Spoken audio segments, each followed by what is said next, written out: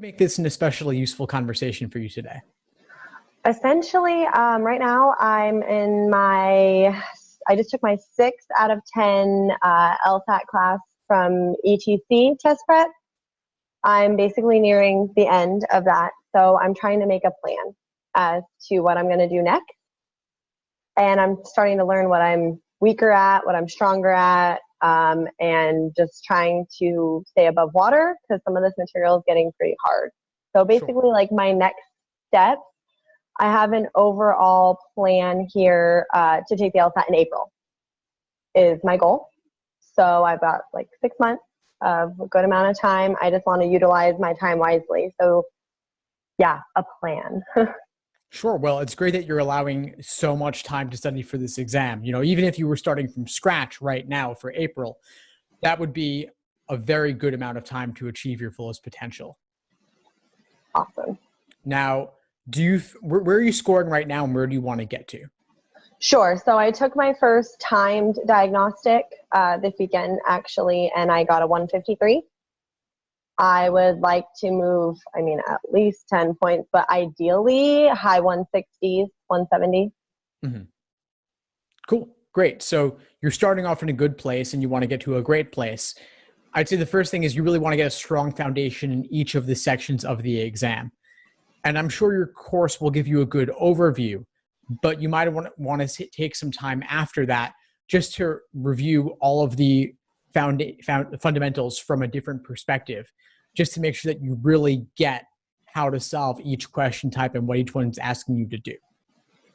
I think that's kind of what I'm struggling with. Like I see the instructor do it and I'm like, I got it. But then when I go to do it by myself, I don't really have it. Yeah. Well, going to class alone isn't enough. That's like watching a video of someone else's perfect way to do it. Unless we're working with someone one-on-one, it's really up to you to hit the books on your own to make the most of everything you're covering. So if in one class they cover grouping games or ordering games, you should then go and do several games of each type, maybe even a dozen or two of each type to really solidify your understanding of that game and then seeing how it comes up in different contexts. Sure. Is that going to make me faster? Because that's another thing I'm really worried about is time. Yeah, it will make you faster. I mean, you get faster at things by getting better at them. And you get better at them by understanding how to apply the strategies and then on a deeper level, why the strategies themselves work. That's what helps you get 165 plus, is really coming to see the exam more from the test maker's perspective. But that requires you going into those questions and dissecting them. Absolutely. And is there like a method of madness? So my goal right now is to spend at least 15 minutes a day. So one problem at least per day, ideally more, of course. What should I, if I do LR on Tuesday, should I do AR on Wednesday? Should I do reading comp on Thursday? Like, do you have recommendations as to not to, overwhelm yourself, but to still, like you said, dive deeper into these questions? Yeah, sure. I'd say at the beginning, I like to recommend students focus on one particular question type for the majority. So maybe do half of your time on games one week and then a little bit on the other sections as well, just to rotate things and stay fresh. But I would have a particular focus each week or each day. And 15 minutes a day, that's like doing one game or one passage and then maybe reviewing it a little bit.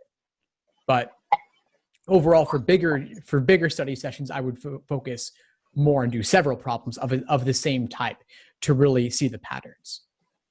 Absolutely. And when you say review, so review as in try to understand why you got the answer right or wrong, like what, because I'm hearing review a lot, right? What is quality review? Yeah. So that's really the biggest benefit of doing problems, is having the opportunity to figure out what you got wrong and why, or what gave you difficulty and why. And so review to me means you're sitting there with the problem and struggling through it untimed to dissect it. Meaning, let's say for logical reasoning, you look at the stimulus. Was it something in the stimulus that tripped you up? Was it complex language? Was it the word unless? Was it lots of conditionals?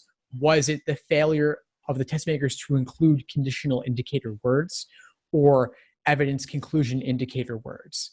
and then figuring out how you could spot which one is which. What's the evidence? What's the conclusion? What's the necessary? What's the sufficient? And if it's not the stimulus, was it an unfamiliar question stem wording? Or most likely was it in the answer choices? And then for the choices, what was tempting about the wrong answer that made you pick it? And what ultimately makes it wrong? And what's discouraging about the right answer that pushes you away from it? And what ultimately makes it correct? So you have these traps of discouragement away from the right answer and traps of encouragement pulling you towards the wrong answer. And you've got to figure out which traps you are uniquely prone to falling for. I did that. I was actually doing reading comp before our call. That's why I was like running a little bit late. And one question, I'm like, that answer is too obvious. And yet I picked it anyway. I'm like, the answers are never that obvious is what I'm learning. And yet I picked it anyway. So no, that really helps. And I was listening to some of your stuff too recently about how you advise like writing out your exact thought pattern. That's something I haven't begun doing yet that I think could really help. Yeah, write it out, talk it out with a friend or a coach or a tutor, or even in class, you could bring some of your questions. Maybe they'll cover them there too. But you've really got to speak it out, because if you just look at the correct answer or you look at an explanation, it's too easy to say, I get it now and move on.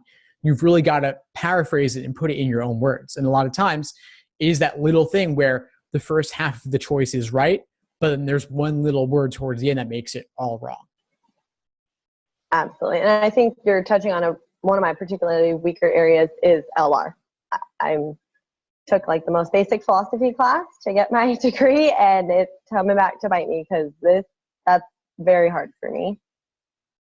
It takes more time to master too than games, for sure. You know, games are especially perfectible, and especially with a timeline for 6 months, you can master them 100%. But reasoning does have those ambiguities of language, and there's many, many more patterns in logical reasoning than there are in games. So it takes more time to see more and more of them.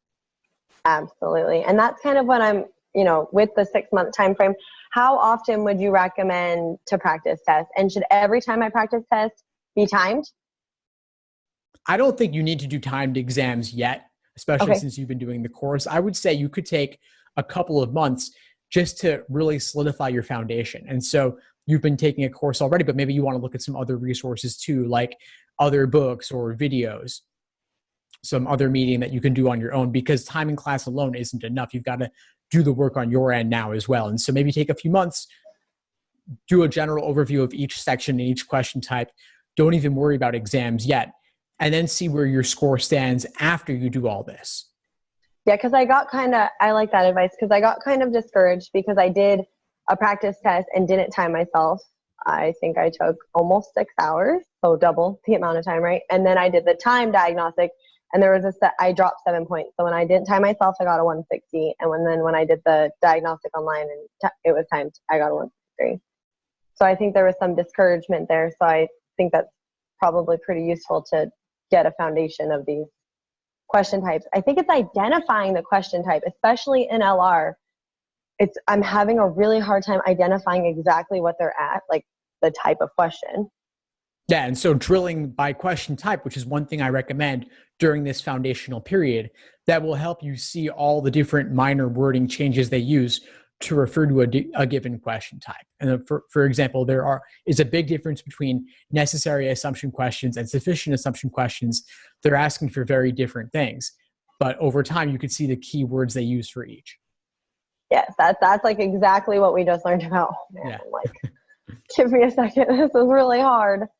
And then that kind of brings me to, I am wondering, I know I shouldn't be focusing on time quite yet, but when I do, how much time should each question take? And then, because I'm hearing all these things about strategy, like, okay, there are at times you should just, guess a question and move on because there's no guessing penalty. What do you recommend as far as like time per question, and when do you know it's time to just guess, like on the real exam, of course? Sure. So I actually don't recommend timing individual questions, period. Okay. You'd be sitting there with a stopwatch being like 110 versus 130. Is that bad? Reality, I would think more about just the section as a whole. Like for logical reasoning, I would aim to do the first 10 questions in about 10 to 12 minutes to build up a time bank to handle the tougher questions that come later in the section, because there is that general order of difficulty. So it is always like that. These practice tests aren't just like I feel like it's taking off in an airplane. Yeah. It is like that on the real LSAT. It is, yes. These are real exams that you're looking at. So yeah, exactly. It's gradually getting more difficult as you move through the section. It's a general order, not a perfect order. So number 17 could be harder than number 25. But on average, the earlier ones are going to be easier. So you do want to go through them more quickly than the average. Then games and passages, you could have an average of 8:45 per game or per passage, but that's only an average. Some might take 8 minutes, some might take 11 minutes, totally fine. Okay. And then your strategy on, okay, like if you're really running into trouble, do you advocate guessing? I mean, because at some point you have to. Yeah, so there's no guessing penalty, as you said, so you do want to bubble in something for every single question. You might do it at the 5-minute warning. Okay. Just that way, that's your warning that time is going to run out soon. Maybe if you're way behind schedule, you would want to bubble in everything and then go back and attempt whatever you can. And then I think with that too, as far as, timing and being worried, sometimes I just get so tripped up on like, I don't know the material. Like if it's a science passage, for example, and I'm like, okay, the conductor heats up the radioactive, like I get tripped up on the words. Do you have any recommendations as far as not getting kind of like lost in the gravity of like what's being explained when it's not my field? Yeah, sure. I'd say just try to dumb it down and oversimplify it as much as possible. So if they have like some 3-syllable word, can you substitute your own 1-syllable word that a 5-year-old would understand? Or could you use an acronym of some kind to simplify it for yourself? A lot of times they do use overly technical language to describe very simple things. So practice that. And if you have an example that you want me to look at, just shoot me an email and I'll take a look at it for you. But yeah, there are always ways to dumb it down for yourself to make it more real world relatable and easier to get through. That is awesome. Thank you. Yeah, there was one exactly yesterday. I'm like, I can't even get to the conclusion of this because I don't know what you're saying. Like, you might as well be speaking Mandarin to me. Yeah, for sure. Is how I felt with one of these LR questions. And then that's when I start to run out of time because I'm like, it's like perfectionist by nature. And I'm like, okay, I'm going to understand this. I'm going to get this. And then it's like, nope. Then I probably should just move on to something I can grab and go with. For now, yeah, but that's something to practice for sure. Yeah. Definitely. And then as far as, so like I said, I want to take the exam, the LSAT in April, and then apply in October. That gives me a few times if I need to retake. What is your opinion on retakes? I don't want to go into this thing like, oh, I'm going to have to retake it, of course. Not that you would have to retake, but that it's an option for you. And I do recommend that you consider retaking because there's no downside. Law schools don't average multiple scores. They only take the highest. And so through luck alone, you might do a few points better.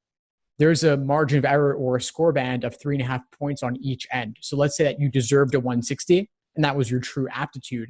You might get a 163 one day or a 157 the following day. But a 163 will open far more doors for you than a 160 would. So if you took it in April, got your 160, which is maybe what you deserved, but you retook in June and got a 163, you could apply and have a 163 and that would be awesome. So I would say that you consider retakes as an option, no matter what. Not that you should retake just for the sake of doing so, but if you have no official score on record yet, no takes on record yet, no cancellations yet, it's not a bad idea to retake, especially if you would still be able to apply at the very beginning of the cycle just the same. Yeah, that's kind of that is my vision, to apply at the beginning of the cycle. Let me ask you, I don't know if this is like a super basic question because I'm only a month into this, but do the testing dates fill up? Like, when should I commit to the April 25th LSAT? That's a great question. And this year has been somewhat unique in that they fill up really fast. It's like LSAC isn't making enough seats available in every major city in the country and then non-major cities too for some reason. It's like they don't want to have empty capacity. So that means that everyone gets stressed out or can't book their date. So I would say book it now. If you think that April is pretty likely for you, then book it now. You don't want to have to like drive 3 hours and stay in a hotel or fly somewhere else just to do it, you know? It's stressful enough. Yeah, really. So I would just say if you're thinking of April, you're like thinking way ahead of schedule compared to most people. So since April is like the last date available for booking right now, I would just lock it up and have it. And then when Awesome. registration opens, probably in the spring, for the ones in June and beyond, consider booking one of those two. That was actually going to be my very next question. The June and beyond will open in spring, you said? Yeah, because the LSAC, their year runs from June to May. And so April is the last date of that year. But then in the spring, they will open all the dates for the following year. And so you can book June and July at that point, or one of them if you want. Awesome. And then my understanding, I've got a good understanding of like the different sections and stuff. As far as the writing sample, is there practice I should be doing in regards to that? Because I know you do it online on your own now from everything I've read. Right. Yes. You do it online on your own after the exam. It's no longer part of the actual official LSAT test date. They're not administering it anymore. And so I wouldn't worry about it for now. You could take the LSAT, master that, then a month later or a week later, do the writing sample if you want. It's not scored, but because it's typed, law schools are a little bit more likely to look at it than they otherwise would have been previously. But it's not scored, doesn't count. You can do a practice one if you want, but you really can't go wrong on it if you're giving it your best shot and have good writing ability. Sure. And they time you just like online after. They time you just the same. Just the same. Okay, perfect. I was wondering about that. I think I feel like, okay, I have all this time until I'm going to take it. I just want to know how to take most advantage of my time given, I work part-time, I have 2 kids, I'm married. Like, I am not this typical student. That's why I think I gave myself 6 months, because when I was doing some reading, I'm like, okay, you can study for the LSAT in 3 months. I'll probably need double the time. Yeah. Knowing my schedule. You know what I mean? For sure. So I would say you might want to try one of my day-by-day study plans. Okay. Because they show you exactly what to be doing every single day over the course of your prep, which books to read, which LSAT exam problems to complete, and laying it out for you systematically. So that you're mastering games, then reasoning, then reading comp, you're doing the easiest ordering, then the moderate ordering, then difficult ordering, then on to grouping. So easy to hard within each category to help you see those patterns.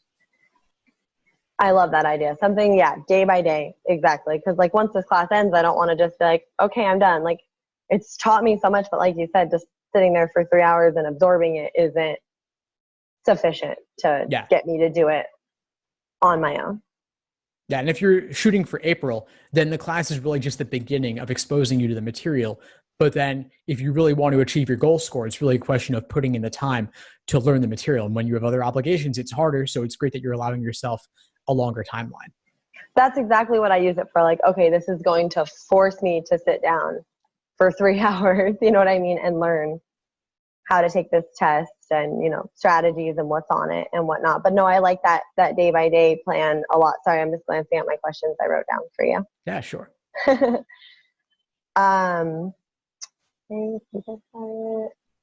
think, that answers. Oh, I do have a question. I don't know if this is permissible, but as far as the free material, you said you have a day-by-day study setup and recommendation. How do you feel about the Khan Academy free material?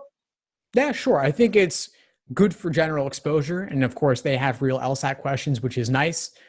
But they do repeat the same questions over and over because they have a limited set that they're pulling from. So if you want something you like to use that's free, like when you have access to the internet and no other books, I think that's fine. But I think given that you already have taken a course, it might be a little bit too basic for what you need going forward. Yeah, I saw some things on there that I've already seen in my course book. So I was like, I don't know if this is an unfair advantage, but then again, I'm like, I don't know if I even remember the answer because they're so complicated. I think it's fine. If you're on a budget or you just have the internet and nothing else, that's fine. But I would suggest using more advanced material at this point since you're already doing a course. Awesome. And then are there I don't know if this is a thing, like study groups or anything you recommend to connect with other LSAT students? Well, I have the Facebook group. Yes. That's a great place to connect. That's how I found you, was on Facebook. Awesome. Actually. Great. Yeah. So I would say use that to find study partners either online or in person. One of the purposes of the group is to organize that. So feel free to make a posting there. And then if you're looking for more of my resources, one of the things that I include with my online courses are actually live online classes and Q&A sessions and group coaching as well. And so those provide some of those benefits of community and study partners and accountability as well. Super cool. No, I'll definitely look into that because, yeah, that's how I came across you, was on Facebook. And then I found your blog, and then I got your cheat sheet. And then I was like, oh my gosh, there's so much material here. Like, now I know where to go for some after class stuff when this ends in 2.5 weeks. Yeah, of course, Candace. Awesome. Well, I'm really glad we connected today. Likewise. Thank you. You gave me a lot of really good insight, and I feel like my timeline is like very manageable. Glad to hear. What would you say is the biggest insight you got from our call today? I would definitely say to focus on the one section at a time. So like if I'm doing, AR this week, focus on AR. Don't jump around, which is what I think I've been kind of doing.